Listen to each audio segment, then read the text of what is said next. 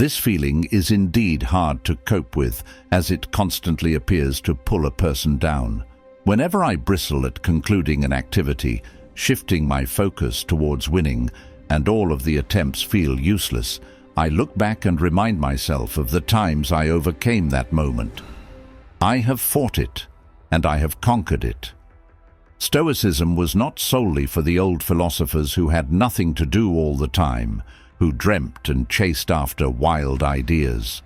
They had 9-to-5 jobs, children and errands to run for society. So how did they manage to get so much done?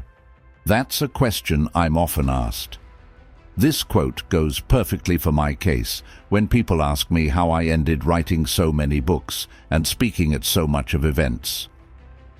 Ryan, which is your last book?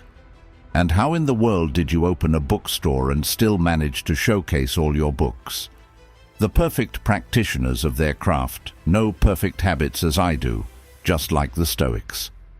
In this episode, I intend to go one step further and share 8 important and most common Stoic habits which I think are impactful for one's progress, no matter where you come from or even where you are living. One should never fear to attempt to be better. Everyone has a practice to get started, and no practice is too small.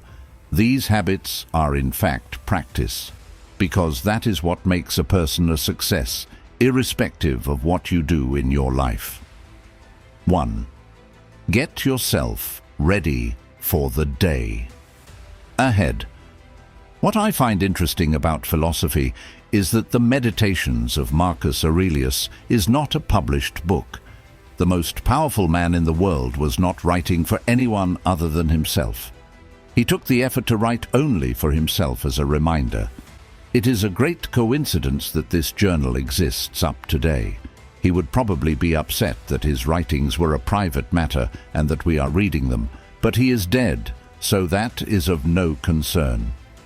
Philosophy is not understandable by reading it just once. It is more of a physical activity. It is a dialogue that you hold with yourself. For example, imagine the Cuban Missile Crisis, which was a very challenging time, and my terrible expansionism. Kennedy wrote down his thoughts, quick pictures and manuscripts. He kept putting down the word missile and consensus again and again as he was trying to think through a very critical moment in history. He took a high-risk determination now and then. Beyond that, used doodling, journaling and sketching as avenues to take the pressure off and direct. Julia Cameron calls it morning pages, comparing it to spiritual windshield wipers. Kennedy, too, on the other hand, loved sailing, so during that stressful period, he would draw sailboats as a way to calm himself down. Anne Frank wrote, "The paper is more patient than people." Tough situations mean let it all out onto paper, and that's valid. Writing a diary comes in handy as writing about the little things helps in bigger things. 2. Traverse. Around taking a single stroll is hard for most people to accomplish. I just strolled outside with my children a little while ago, where we went around tossing sticks and telling stories. Nietzsche once said, "Only ideas had while walking have any worth." Seneca spoke about this phenomenon. He described it as, "Too much cultivation leads to exhaustion and long-term quitting." So too with the mind, it can crack under the hammer of intense stress without sufficient breaks. Walking is more than going for exercise. It is a moment, of course, to give my brain a break.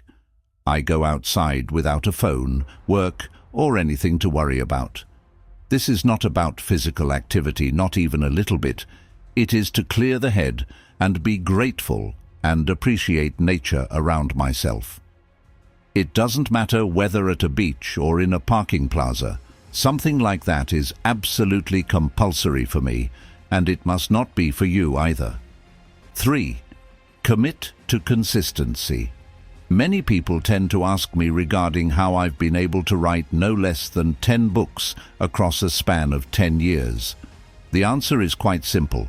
I write every single day I'm able to. putting in small efforts for progress through the course of each day, Zeno stated the following: "Well-being is achieved in incremental measures, however, this is not a minor issue." To our attention, Marcus Aurelius put the task of structuring our life in the sequence of doing things, action by action. Showing up and doing the required tasks is the one thing we can control. However, the outcomes are beyond our control. Seneca, rather, encourages us to say that even a wise possess intelligence bit by bit. So that the writers could know, the rule is to write 2 horrible pages a day. It's neither from reliability but constant effort that progress emerges. Stop hesitating, do the work needed, and improve later. Fourth, community relations. Stoicism doesn't mean that you work towards bettering yourself as a sociopath. It's not aimed at being less concerned for others or putting extra effort into something which will serve purely your self-interests. The goodness, as Marcus Aurelius would say, is the very grapes we are all looking for. Character and action, all for the good of many. Of all the 4 Stoic virtues, justice is one of them. This virtue speaks of fairness, fortitude, and being in service to something bigger than oneself. Stoicism is also not about the fear of political involvement or refusing to owe other people anything. A Stoic seeks to be active in the society, to do the right thing, and makes every effort possible to better the lives of other people. It has nothing to do with being apathetic or withdrawn. Rather, it is dealing with social issues without being passive. 5. Go beyond your boundaries. Endurance. Sports tell you that the boundaries you have set for yourself can always be surpassed. Your body and mind will communicate to you the need to stop, but you have to learn to disregard such messages. Endurance exercise and philosophy gives me reason. The moment I start feeling that enough is enough, a voice in my remembered experience says, "Hold on. I have been in this situation more than once." Epictetus noted that we should examine every notion, similar to the attention a coin tester gives to coins. It's the struggle that allows you to discover your made-up boundaries and overcome them.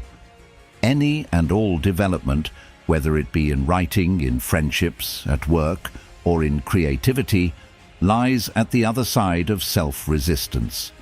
Sometimes pushing the envelope too far only sets us back. But there are times where it is necessary to do so. This balance gives birth to strength and resilience. 6. Stay in touch with those that matter. When I was on my way to reply to a friend's email whom I had been avoiding for a long time, I shifted the reply to Monday. Little did I know that he was going to be dead with a heart attack by Sunday. This is why the Stoics followed the principle of memento mori horror, as there exist no guarantees for a long life. People don't belong to you, and they are far from permanent. They are mere borrowed possessions, and they can vanish at any point. Thus, they can never be taken for granted. Respect their presence and forgive them sincerely, because you might not have the chance to do so again. This is exactly what Marcus Aurelius was alluding to when he said this: "Let this awareness direct our actions, words, and thoughts." 7. Read, speak out loud, never whisper. There are 2 types of people in the bookish world. Here are my guidelines. 1. Read every chance you get. 2. 1 page equals 1 minute. Are you insane? That's a fallacy. 3. I dislike the idea as books don't go out of style. Stick to the classics. 4. There's always time for good books. Quitting bad ones is no sin. 5. Understand a topic rather than consumer it, so remember and make notes. 6. Make it the next one when finishing the book you're currently reading. 7. What's the overarching theme of this book? What effect would it have? 8. Great read. Let others take advantage of it too and suggest books for them. 16. Memento mori, erect their head. The effects it will leave. Memento mori was born as mentioned above. Memento mori is the twins. The ancient begins, Mawat. More light shall be shed on them as I write. More light shall be shed on them as I write. To some it may seem the same, but the context matters. There is good reason to explain it in solemn spirits, while there are equally powerful reasons to say it this: man truly is the God's sculpted creature. Man alone is endowed with the gift and grace of utilizing the emotion of mysticism, and this mysticism translates into reality through a miracle called creation.